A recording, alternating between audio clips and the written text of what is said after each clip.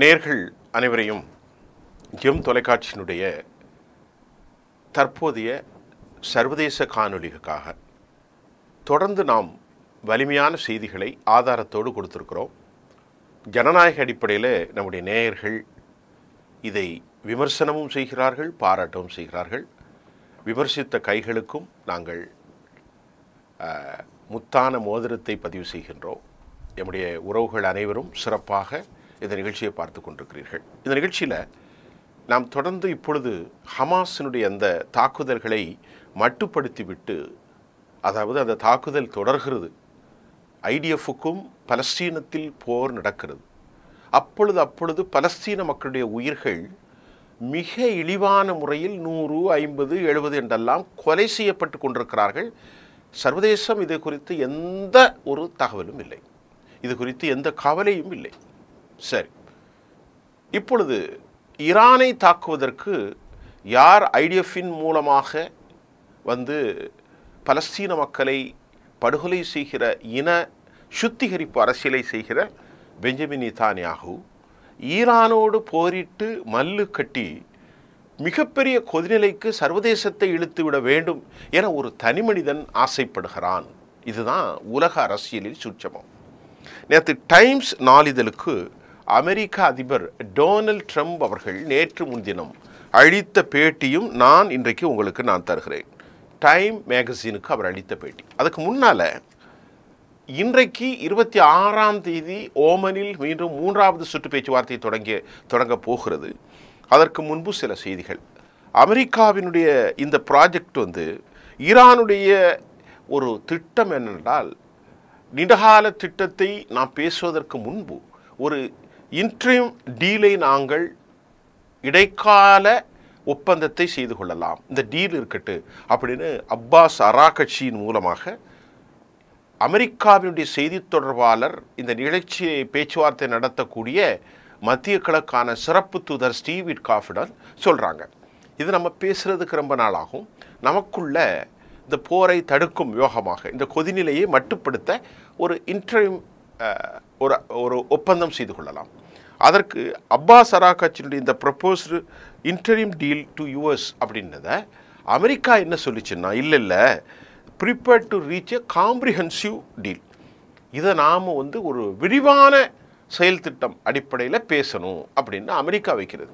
அப்போ இந்த பேச்சுகளை பார்க்குற போதே அவர்களுக்குள் அந்த ரெசிப்ரோகேஷன் புரிந்துணர்வு ஒப்பந்தத்தில் ஒரு உள்வாங்கக்கூடிய தன்மை இருப்பது மகிழ்ச்சிக்குரியது.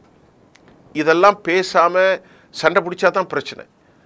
ஒரு இடைக்கால ஒன்று பேசி முடித்து கொள்ளலாம் என்று இவர்கள் சொன்னதும் அவர்கள் ஒரு நீண்ட காலமாக ஒரு பெரிய அளவில் எடுத்துக்கிடலாமே என்று அமெரிக்கா சொல்வதும் மாறுபட்ட கருத்தாக நாம் பார்க்க முடியாது.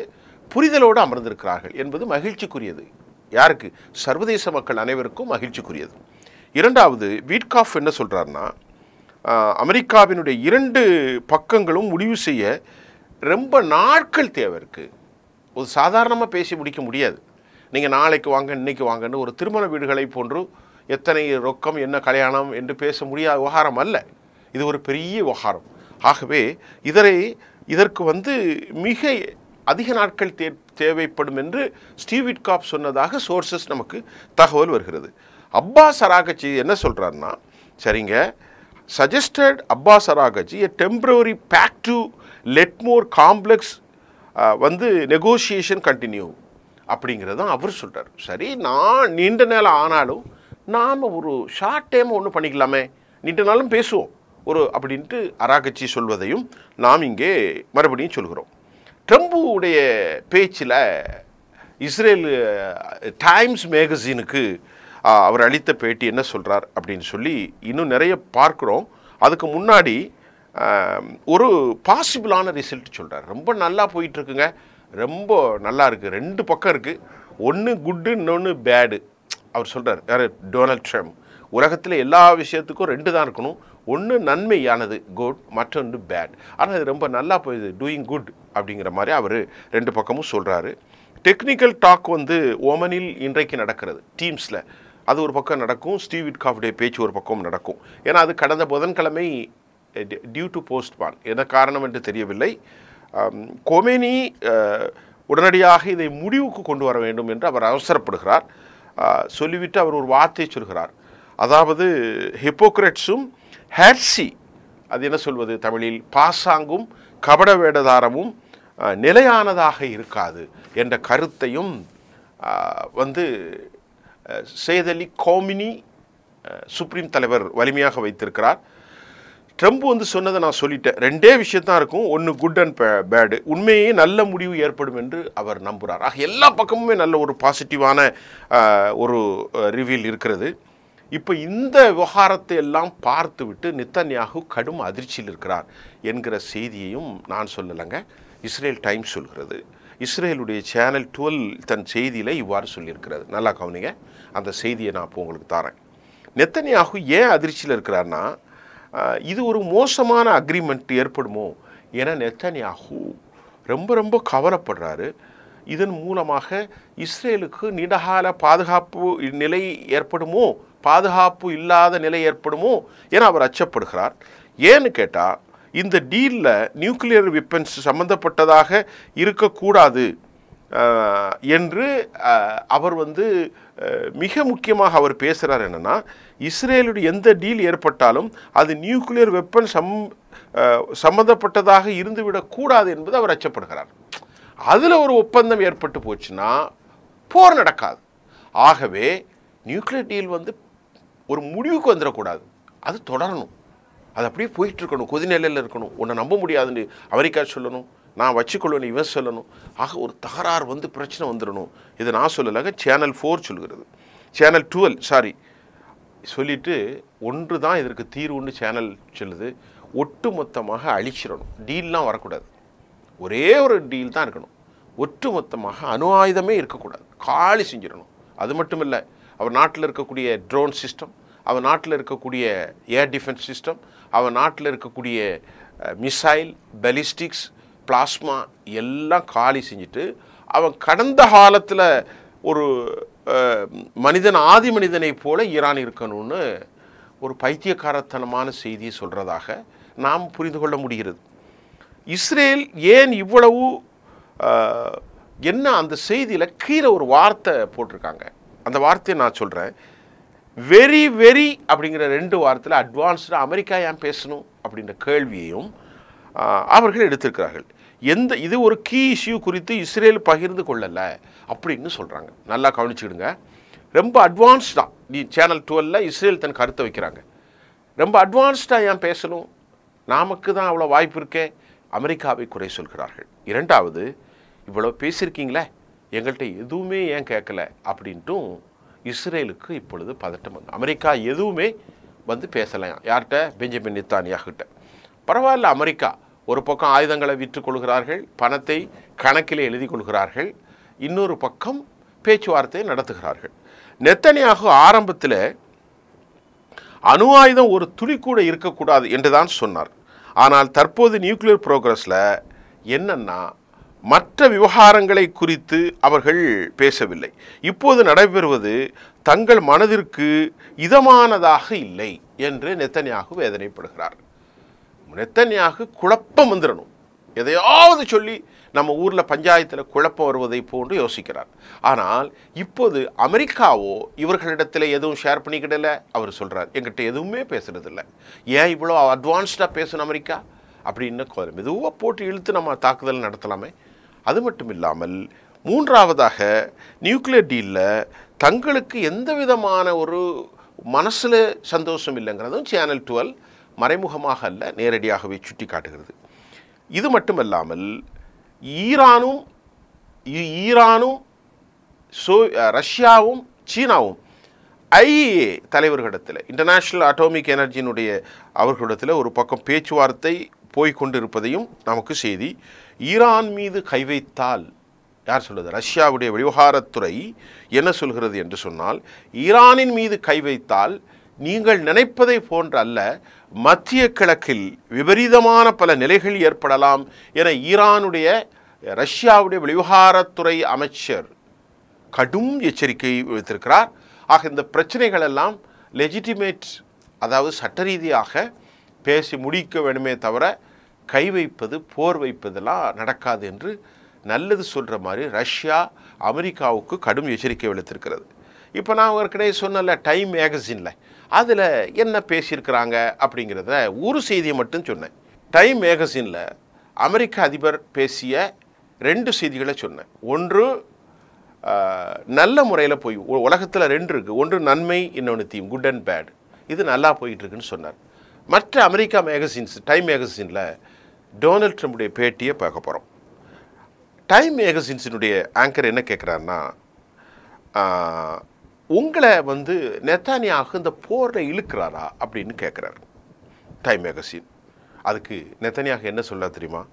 எங்களை யாரும் இழுக்கலாம் முடியாதுங்க, ஒருவேளை இஸ்ரேல் உங்களை இழுக்குதா அப்படின்னு கேட்ட கேள்விக்கு தான் சொல்கிறாரு, இஸ்ரேல் எங்களெல்லாம் இழுக்க முடியாது, இஸ்ரேலுக்கு தேவைப்பட்டால் அவங்க போர் செஞ்சுக்கிடலாம் அப்படின்னு சொல்கிறார்.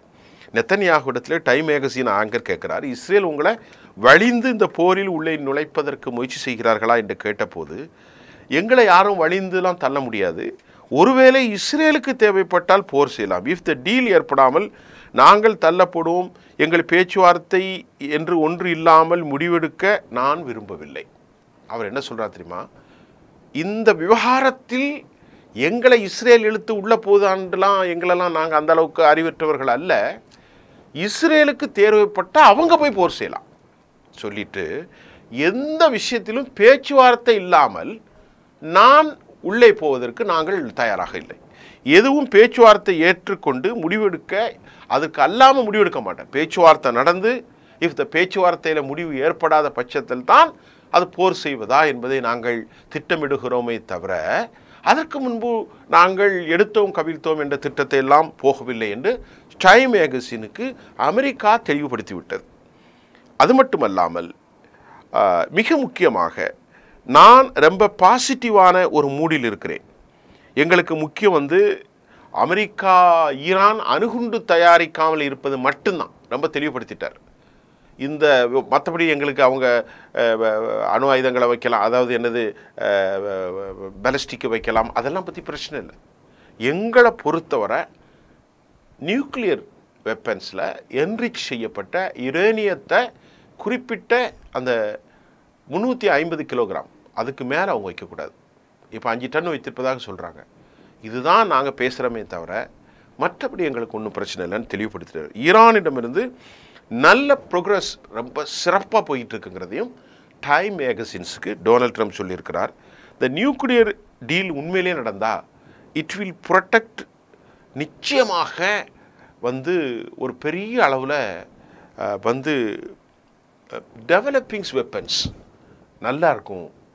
ஒருவேளை அது நடக்கலைன்னா நிறைய பாதுகாப்பின்மை, நிறைய அழிவுகள் ஏற்படும் என்று அவர் சொல்கிறார். 2015-18 அந்த அக்ரிமெண்ட்டை தான் கேன்சல் செய்த காரணங்களையும் அவர் சொல்கிறார்.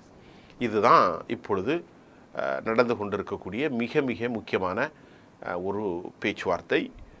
இவ்வளோ நிறுத்திக்கிடும். ஏன்னு கேட்டிங்கன்னா இன்னும் நிறைய விஷயங்கள் இருக்குது. அமெரிக்காவுடைய பேச்சுவார்த்தை, டொனால்ட் ட்ரம்ப் டைம் மேகசின் கொடுத்தது, சேனல் 12 வருத்தத்தை தெரிவித்தது, இஸ்ரேலுடைய பதட்டம். அதற்கு அடுத்து சிரியாவுடைய ஒரு செய்தி என்ன வந்திருக்குன்னா, சிரியாவில் அபு முஹம்மது அல் கோலானி என்ற அல்சாருடைய ஹெச்டிஎஸ் ஹயாத்து தஹரீக் அஷ்யா அந்த சிரியன் லேவண்ட் ஃபோர்ஸில் இருந்தக்கூடிய சிரியாவினுடைய தலைமை இப்போது அமெரிக்காவோடு நெருங்கி வருகிறார்கள். அவங்க என்ன சொல்கிறாங்க அப்படின்னு பார்த்தா, சிரியாவினுடைய அபு முஹம்மது அல் கோலானி என்ற அல்சார் ஹெச்டிஎஸ் சிரியாவினுடைய தலைவர் ஆப்ரஹாம் அக்காடை ஏற்றுக்கொள்ள முன்வருவதில் நாங்கள் மகிழ்ச்சி அடைகிறோம். இஸ்ரேல் ஏற்கனவே இஸ்ரேலோடு பேசுகிறதுக்கு எங்களுக்கு எந்த பிரச்சனையும் இல்லை என்று அவர் சொல்லியிருந்தார். இப்பொழுது அவர் அமெரிக்காவின் பக்கம் செல்வதற்கான காரணம் என்ன?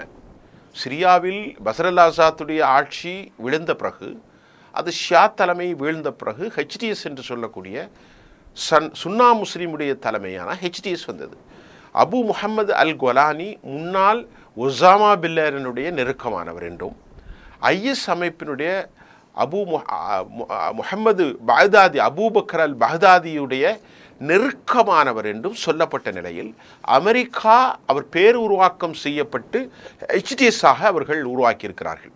இதற்கிடையில் அவர்களை நாம் முழு சிரியாவின் தலைவராக ஏற்றுக்கொள்ள மாட்டோம் என்று அமெரிக்கா சில நாட்களுக்கு முன்பு சொல்லியிருந்தது. இப்போது அமெரிக்கா 2 தூதுவர்களை சிரியாவுக்கு அனுப்பியிருக்கிறார்கள். ரொம்ப கவனத்தில் வையுங்க.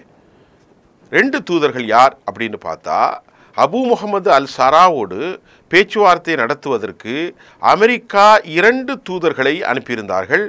அவர்கள் யார் என்றால், ஒருவருடைய பெயர் காரி மில்ஸ் என்பவர், இன்னொரு மேரிலின். இந்த 2 பேரும் அமெரிக்காவின் இண்டியானா ஸ்டேட்ஸ் அங்கே உள்ளவர். இன்னொருத்தர் இன்னொரு ஸ்டேட்ஸ் காரி மில்ஸ். இவர் ட்ரம்பினுடைய கடிதத்தை இவர் ட்ரம்பின் சார்பில் ரிபப்ளிக் பார்ட்டியினுடைய காரி மில்ஸும் ரிபப்ளிக் பார்ட்டியினுடைய மேர்லின் இண்டியானா ஸ்டேட்டில் இருந்து இவங்க பயணத்தை மேற்கொண்டு அல் சாராவை சந்தித்தார்கள் ரிபப்ளிக் பார்ட்டியிலேருந்து. அப்போ தான் அவர்கிட்ட சொல்கிறார், யார்? அல் சாரா ஒரு கடிதத்தையும் கொடுத்துருக்காராம் டொனால்ட் ட்ரம்புக்கு. எங்களுக்கு ரஷ்யா சீனாலாம் தேவையில்லைன்னு சொல்லிடுச்சு சிரியா. நல்லா புரிஞ்சுக்கிடுங்க, ரஷ்யா ஆயுதமோ சீன ஆயுதமோ எங்களுக்கு தேவையில்லை. நாங்கள் இஸ்ரேலோடு நல்ல உறவை விரும்புகிறோம். யுஎஸ் தூதர், காங்கிரஸினுடைய தூதர், அமெரிக்க காங்கிரஸினுடைய காரி மில்ஸ்ட்டை அவங்க சொல்லியிருக்காங்க. அமெரிக்க தூதரிடத்தில் சொல்லியிருக்கிறார், ஆப்ரஹாம் அக்கார்டை நாங்கள் ஏற்றுக்கொள்ள போகிறோம் என்றும் சொல்லியிருக்கிறார். விவகாரம் முடிஞ்சது. சிரியா அமெரிக்கா வலையிலே விழுந்து விட்டது. 2020 இந்த ஒப்பந்தத்தை கொண்டு வந்த நேரத்தில் ஆப்ரஹாம் அக்கார்டு, ஆப்ரஹாமுடைய வழித்தொண்டர்கள், யூத கிறிஸ்தவ முஸ்லீம்கள் பஹ்ரைன் ஏற்றுக்கொண்டது. அதே போன்று யுனைடெட் அரபு எமிரேட்ஸ் ஏற்றுக்கொண்டது, மொராக்கோ ஏற்றுக்கொண்டது. சவுதி அரேபியா ஏற்றுக்கொள்ள வேண்டும் என அமெரிக்கா அழுத்தம் கொடுத்த போது சவுதி ஒன்றை தான் சொன்னது, பலஸ்தீனத்துக்கு 2 ஸ்டேட் சொல்யூஷன் கொடுத்துருங்க, நாங்கள் ஆப்ரஹாம் அக்கார்டில் கொண்டு வந்து இஸ்ரேலை சர்வதேச நாடுகளில் ஒன்றாக ஏற்றுக்கொள்கிறோம். இதற்கிடையில் ஆப்ரஹாம் அக்கார்டு மூலம் அனைத்து நாடுகளையும் அமெரிக்கா ஒருங்கிணைக்க முயற்சி செய்கிறது தெரிகிறது.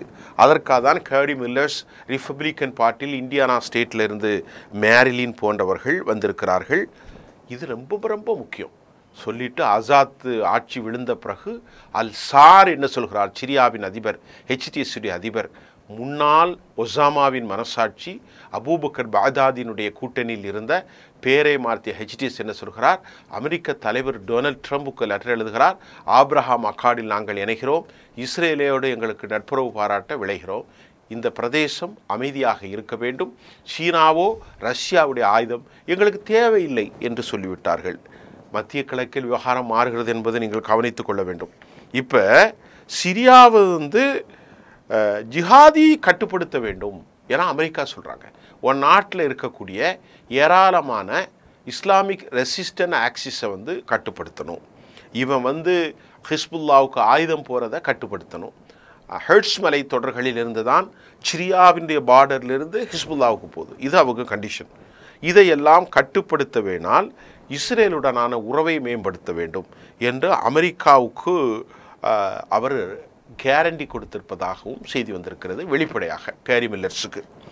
இன்னொரு விவகாரம் என்னென்றால், ஆப்ரஹாம் அக்கார்டின் மூலம் அனைத்து நாடுகளையும் ஒருங்கிணைக்க முயற்சி நடக்கிறதே அப்படின்னு ஒரு விவகாரத்தில் திரு டொனால்ட் ட்ரம்ப் இடத்துல கேட்கப்படுது. நீங்கள்